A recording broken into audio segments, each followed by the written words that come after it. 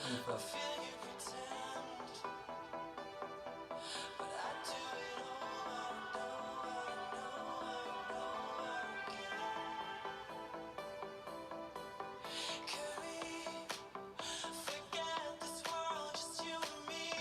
Som é bravíssimo.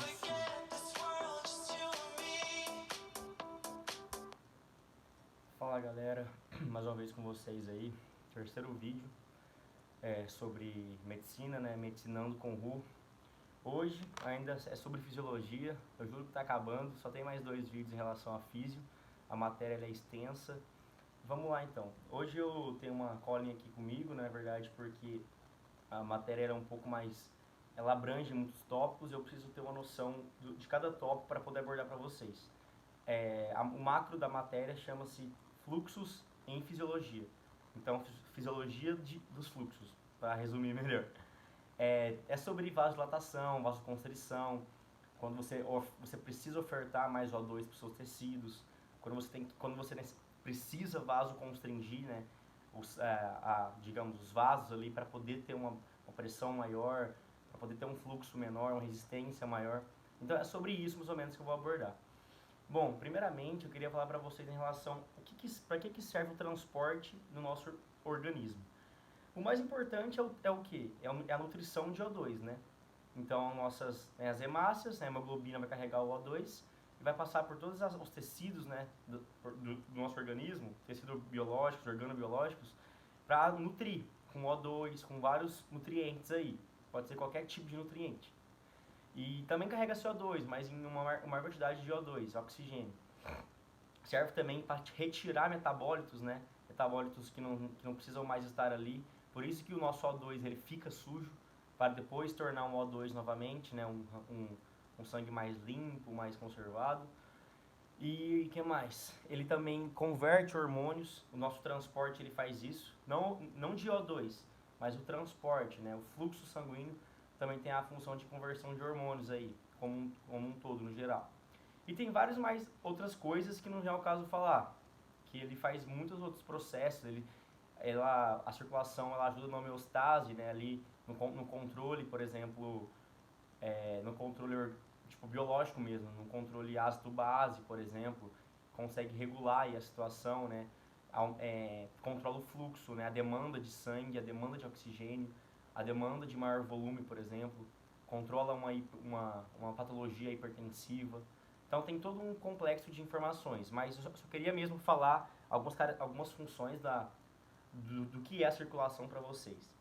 Primeiramente, eu vou falar agora, começando mesmo aí a explicação, sobre uma teoria, a teoria da vasodilatação. Essa teoria é quando o nosso metabolismo está alto. Então, se nosso metabolismo está alto, ele tende a pedir um maior fluxo. Então, é proporcional. Então, se está alto, ele pede um maior fluxo. Se ele pede um maior fluxo, nossos vasos têm que vasodilatar, porque não tem como um fluxo ser alto numa vasoconstrição. Então, quanto maior o fluxo, maior vasodilatação, ou vice-versa. Dessa forma, para vasodilatar, nosso sangue tem que mandar, né, os chamados vasodilatadores. E para isso, eu trouxe aqui 3 exemplos de alguns vasodilatadores. Por exemplo, o ácido lático, nós temos o dióxido de carbono, o CO2 é um grande vasodilatador, o hidrogênio também vasodilata muito, e o potássio, são grandes vasodilatadores. O potássio ele atua numa repolarização, como eu falei ontem. Então, sempre que você pensar em potássio, pensa em uma repolarização e um relaxamento de musculatura lisa e uma maior, uma maior vasodilatação, né? Porque não precisa de uma demanda maior de oxigênio, por isso que vasodilata. Beleza, o que mais?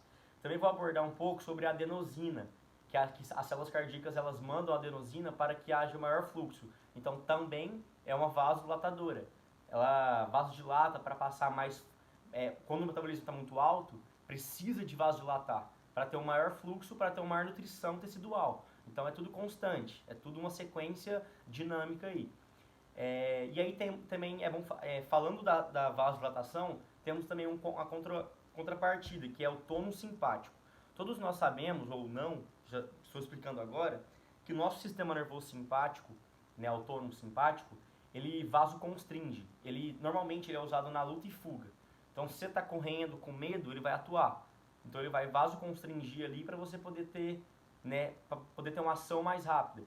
Então, ele solta, né, a norepinefrina em alguns né, tem seus gânglios específicos, mas não é o caso agora. Então, ela manda, né, norepinefrina, o tônus simpático, o nervoso simpático, e essa norepinefrina, norepinefrina faz com que abra canais de sódio e cálcio para uma maior, o quê? Para uma maior contração, por exemplo, se vem ao caso, uma maior contração, uma maior atuação cardíaca. E aí, nosso tecido, né, nosso sangue, tem que mandar vasodilatadores para conter essa vasoconstrição excessiva. E aí que surge a homeostase, o equilíbrio dinâmico entre as parcelas. Uma parte vasoconstringe, que é o tônus simpático, e outra parte o que? Vasodilata, que é o tônus parasimpático. Mas também é outra informação, que é mais uma informação a mais para vocês entenderem a sistemática de abordagem que eu quero falar hoje. Outra teoria é a teoria da falta de O2. Essa teoria é muito importante porque ela abrange questões que ainda que não são muito faladas no cursinho, em ensinos assim, que não são superiores. A gente vai ter os capilares fenestrados, igual eu comentei, né? Os capilares que estão ali nos rins, nos pulmões, enfim. Antes desses capilares, eu vou ter as chamadas metasteríolas. Essas metasteríolas, elas possuem esfínteres pré-capilares. Esses esfínteres, eles abrem e fecham. Quando você está com uma demanda muito alta de O2, você não precisa que eles se abram, porque já está com uma demanda alta. Então esses esfínteres vão fechar. Mas a sua musculatura com muito O2, ela vai tender a contrair. Porque se ela está com muito O2, né, os seus vasos estão dilatados. Mas chega uma hora que o metabolismo está muito alto e o tecido não aguenta tanto metabolismo. Então, a musculatura lisa, né, o seu tecido ali, ele tende a contrair para conter esse O2, para diminuir o fluxo de oxigênio. Então, é uma resposta compensatória. Então, é isso. Quando eu estou com muito O2, eu não preciso de mais O2, não preciso de mais fluxo. Então, o meu esfíncter, que aumenta o fluxo, está fechado. Entendeu? Compensatório. E a minha musculatura lisa, ou seja, ela está relaxada, que está vasodilatada, né, no caso o fluxo, tem que contrair. Para quê? Para poder diminuir esse metabolismo excessivo. Não pode ficar em demasia uma coisa e outra coisa em falta. Então tem um ciclo dinâmico de compensação.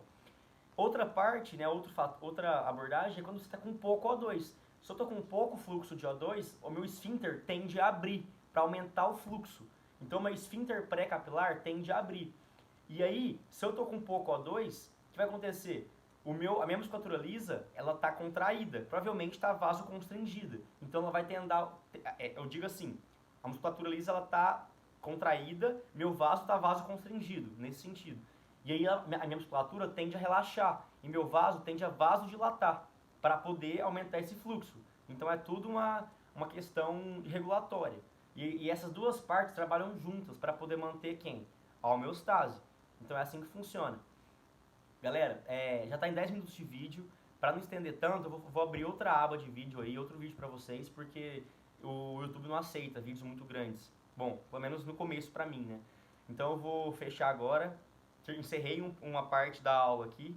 Falta mais um pedacinho, mais 10 minutos de vídeo mais ou menos, e aí a gente termina. Agora eu volto. Fiquem com Deus. Não saiam daí, hein?